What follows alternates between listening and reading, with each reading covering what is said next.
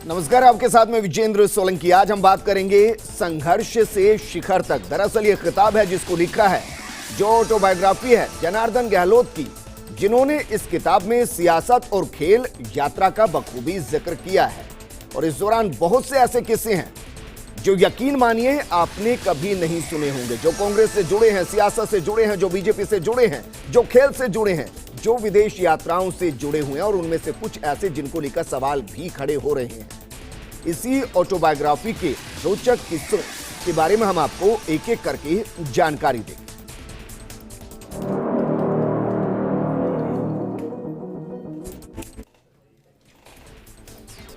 दरअसल जिस किताब का जिक्र हम करने वाले हैं, इस किताब में भैरव सिंह शेखावत से लेकर अशोक गहलोत तक का जिक्र किया गया है, तो वहीं राजस्थान से लेकर केंद्र तक की सियासत का भी जिक्र किया गया है। और क्या कुछ इसमें खास है और क्या कहानी इसके पीछे है, इसको लेकर बात करने के लिए हमारे साथ जुड़े हैं खुद जनार्दन सिंह गहलोत जी। जनार्दन जी, सबसे पहले तो स्वागत है सर फर्स्ट इंडिया पर आपका।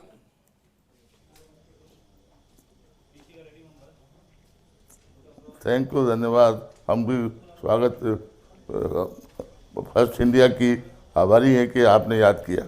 सर, पहला सवाल आपसे दरअसल ये कि आपने सियासत को शुरू किया तो आप क्या कहते हुए खुद को ज्यादा गर्व महसूस करते हैं, 10वीं क्लास में मुख्यमंत्री चुना जाना या फिर 26 साल की उम्र में भैरव सिंह शेखावत जैसे दिग्गज नेता को हराना?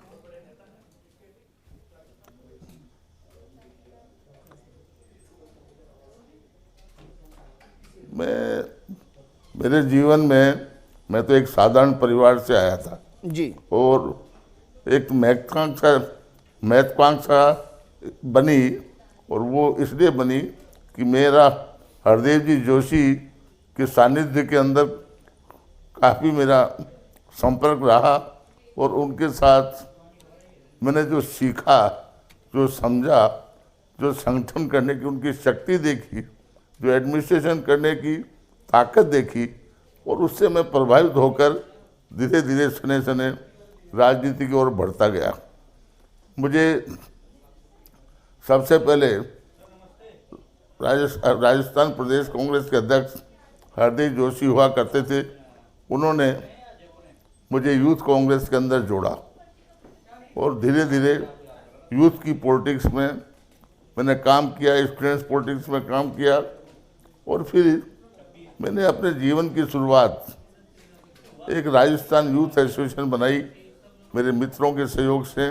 उसमें एक्टिविटी चालू की, साहित्यिक, सामाजिक, खेल कूद आदि की प्रवृत्तियाँ उसमें की जाती थी जी। और धीरे धीरे स्थिति ये हुई कि मैं राजस्थान यूथ कांग्रेस का पहले जनरल सेक्रेटरी बना, उसके बाद राजस्थान यूथ कांग्रेस का अध्यक्ष बना, और उसमें भी बहुत संघर्षमय जीवन मेरे सामने आया। शोकाला जी राजस्थान के मुख्यमंत्री थे, वो उनकी पसंद कोई और व्यक्ति था जी, और वो मुझे नहीं बनाना चाहते थे, और नतीजा ये हुआ कि मैं राजस्थान कांग्रेस पे 3 दिन तक हम धरना दे के बैठे रहे, और आखिर में चुनाव हुआ। 104 वोट थे, उनमें से 84 वोट मुझे मिले, और मैं राजस्थान यूथ कांग्रेस का अध्यक्ष बना।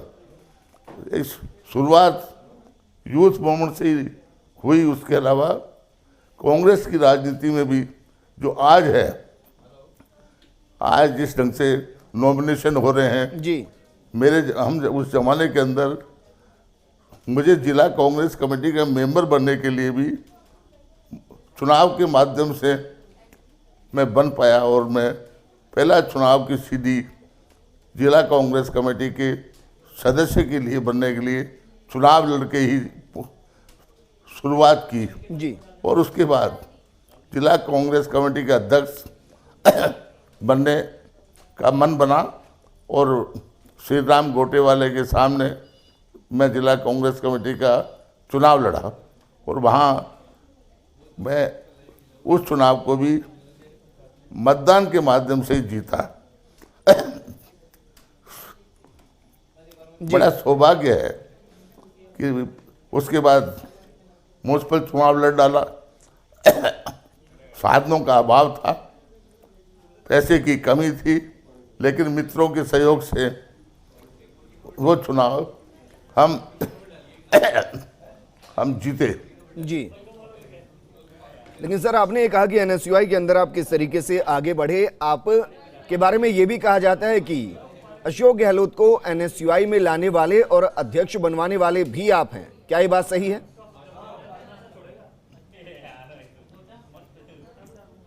देखिए, मैं तो भारतीय यूथ कांग्रेस का उस समय तक जनरल सेक्रेटरी बन चुका था। जी, मेरे एक मित्र जोधपुर के थे और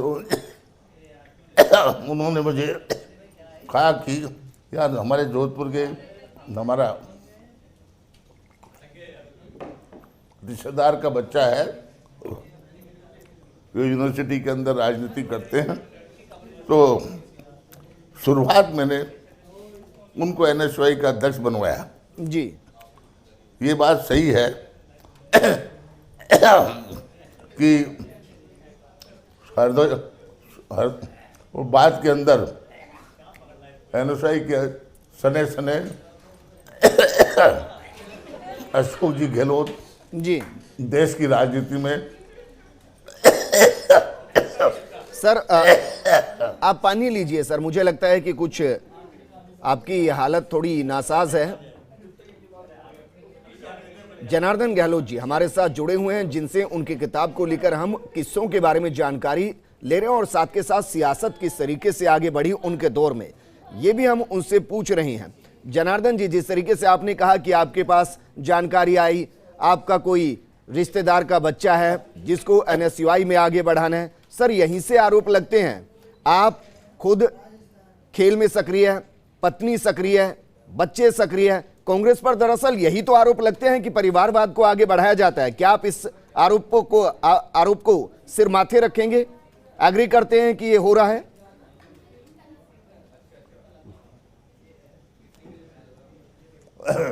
देखिए, न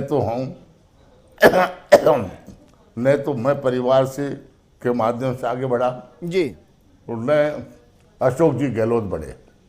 पारिवारिक कोई ऐसा नहीं वातावरण था जिसकी वजह से हम राजनीति में आए। जी, प्रश्न इस बात का है कि जब एनएसयूआई में उनको मैं लेके आया, लेकिन उनकी काबिलियत थी और वो बाद में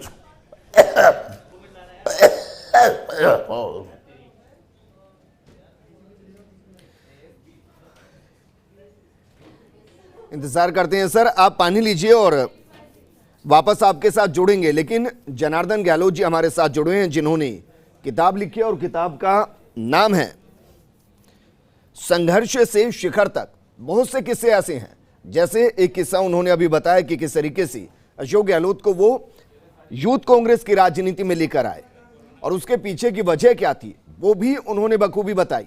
लेकिन एक बड़ा सवाल जो खड़ा होता है वो सवाल ये कि जिनकी राजनीति की शुरुआत कांग्रेस से होती है, जो हरिदेव जोशी की राजनीति से काफी ज्यादा प्रभावित होते हैं, जो संजय गांधी के दाहिने हाथ कहे जाते हैं। एक दौर में ऐसा कहा जाता था कि अगर जनार्दन गहलोत ने कुछ कहा तो इसका मतलब था कि संजय गांधी ने वो कहा। फिर ऐसा क्या हुआ कि वो बीजेपी ज्वाइन करते हैं। जनार्दन जी, आपके पास आएंगे हम, लेकिन और भी बहुत से किस्से हैं। माना जाता है कि वसुंधरा बीजेपी में उनको लेकर आई, लेकिन उसके बाद सचिन पायलट उनको वापस कांग्रेस के अंदर लेकर आ गए। उनसे जुड़ेंगे। सही महसूस हो रहा है तो बात कर सकते हैं सर।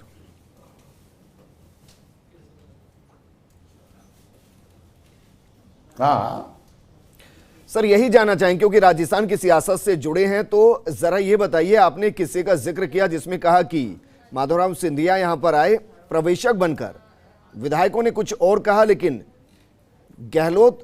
अशोक गहलोत को मुख्यमंत्री उस दौर में बनाया गया क्योंकि आलाकमान ने पहले से ही फैसला ले लिया था, फैसला कर दिया था। इसका जिक्र करने के पीछे की मंशा?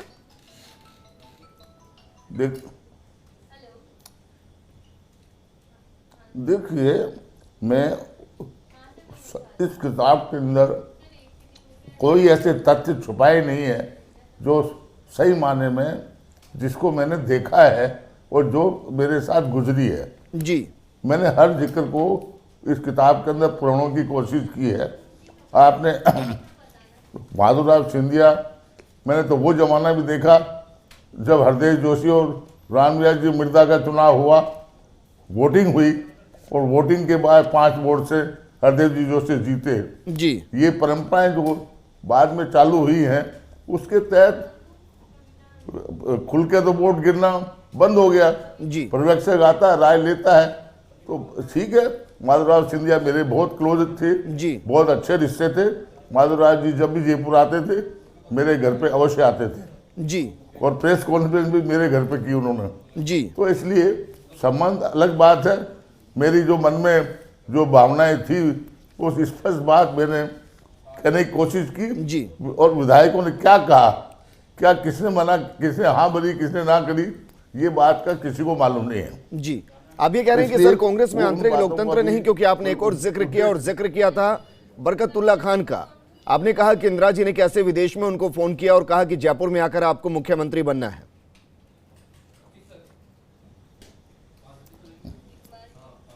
देखिए ये बात सही है।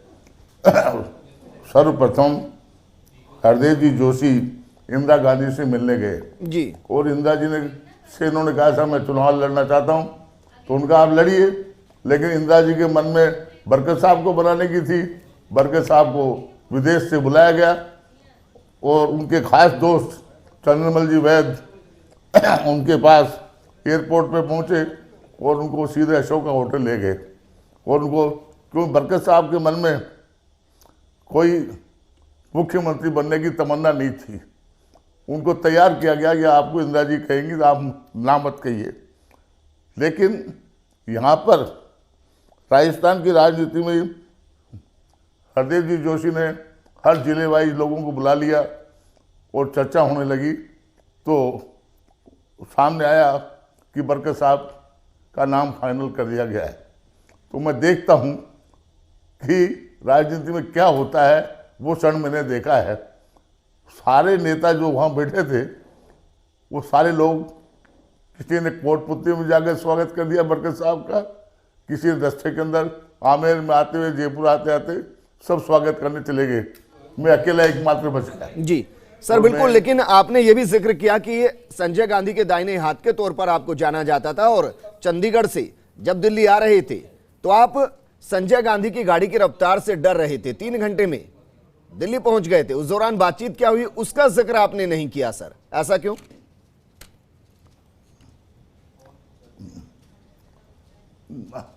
देखिए मैं डर इस रहा था, संजय जी गाड़ी इतनी तेज चलाते थे, प्लेन के अंदर भी उनके साथ जी। चलना बड़ा मुश्किल काम था। मैं एक बार फोन संजय जी का आया कि मैं अजमेर दौरे पे आ रहा हूँ और मैं आना चाह रहा हूँ। तो मैंने कहा साहब ये एयरपोर्ट नहीं है, आपको जयपुर आना पड़ेगा। तो संजय जी ने मुझे कहा कि आप ऐसा कीजिए, मेयो कॉलेज के जो फुटबॉल का मैदान है जी उसमें दोनों पोल हटवा दीजिए, मैं उस पर उतार लूँगा प्लेन। तो वो ऐसे उनकी आदत थी वो संघर्ष से जोड़ने की और वो रिस्क लेते ही रहते थे।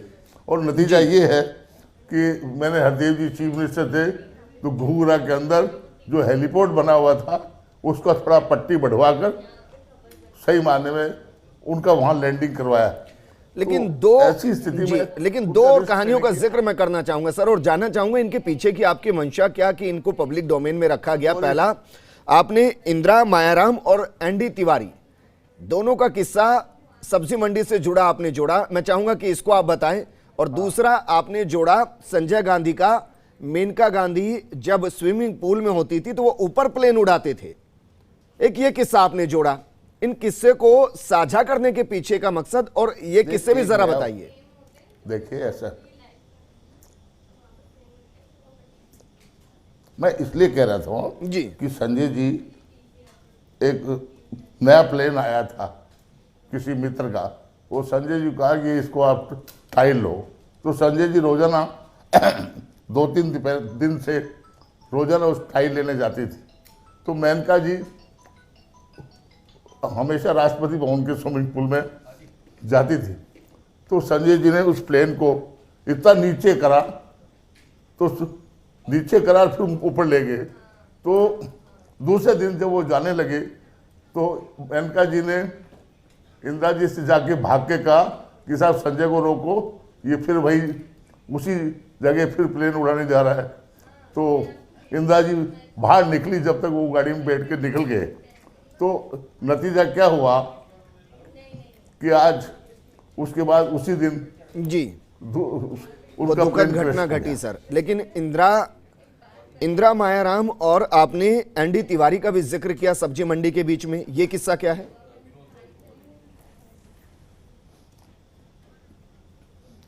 देखिए, ये तो नारायण जी तिवारी भारतीय युवक कांग्रेस के अध्यक्ष थे, ठीक है जी। तो और हम राजस्थान यूथ कांग्रेस की पॉलिटिक्स में थे। तो जब उनका दायित्व बनता था कि यूथ कांग्रेस के लोगों को इत्तला करें, इत्तला करके प्रोग्राम बना के आए। लेकिन उनके पारिवारिक रिश्ता मायाराम जी के साथ जुड़ा हुआ था। वो आए और सीधे मायाराम जी के घर पे रह गए जी। दूसरे दिन मुझे मालूम पड़ा कि साहब वो तो आए हुए हैं, तो मैं आए हुए हैं और सब्जी मंडी पे उनको इंदिरा जी माला सब्जी खरीदी थी, ये गाड़ी में बैठे थे। तो प्रश्न इस बात का, उसके पीछे अभिप्राय ये कि एक राष्ट्रीय अध्यक्ष जी होने के नाते उन्हें यूथ कांग्रेस के लोगों को इत्तला करके आना चाहिए, ये है उसका संदर्भ। जी शुक्रिया जनार्दन जी हमारे साथ। और उसके बाद आपने शिकायत कर दी, उनकी कुर्सी चली गई थी। शुक्रिया हमारे साथ जुड़ने के लिए और बात करने के लिए। आप थोड़ा तबीयत का ख्याल रखिए, क्योंकि जिस तरीके से तबीयत आपकी नासाज हो रही है इस दौर में, आपको ज्यादा सहूलियत की जरूरत है, इसलिए ज्यादा वक्त हम आपका नहीं ले रहे हैं। शुक्रिया। इस प्रोग्राम में फिलहाल इतना ही।